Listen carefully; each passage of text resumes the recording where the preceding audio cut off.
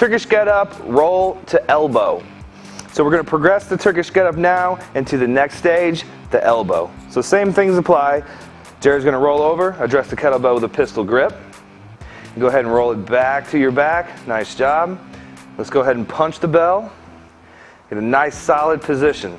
So from here, we're going to make sure that this down arm is a 45-degree angle from his body, and so is the leg, and we're making nice parallel lines with this arm and leg. He's going to bring the foot in close to his butt, and we want that knee out and not caving in into valgus. So from here, this is what a lot of people want to do when they go into the get-up is do more of a sit-up, but this is a roll. So I'm actually going to have Jared drive his weight into his heel and bring this kettlebell almost at an angle towards me to roll up onto his elbow.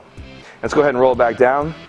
Another major thing that we'll see when people roll is that knee will cave. So go ahead and show me one of those. Just like that.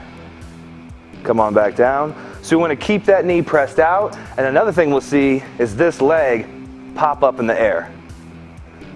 So we want to make sure that doesn't happen either.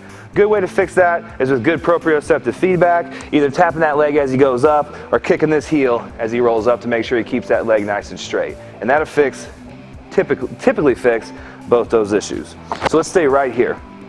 From this position, once again, we want to make sure that we have good shoulder. So I'm going to actually have Jared push up towards my hand to get loose and then pull it down.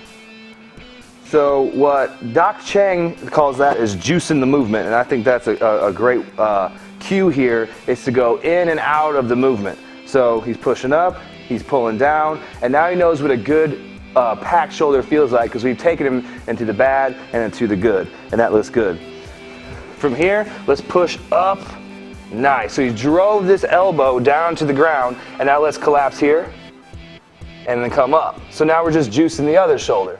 So we've done the top shoulder, we got nice and packed here, and then we got it nice and stable on this down shoulder. From this position, this kettlebell should be pretty much in line with his down elbow. So I should be able to push on him and feel a nice solid base. I'm literally pushing into his down elbow from here, and that looks great. So once we got good setup position, let's get a couple head rotations or neck rotations. Make sure that's out of it. His breathing is on that 3/6 the entire time that he's doing this.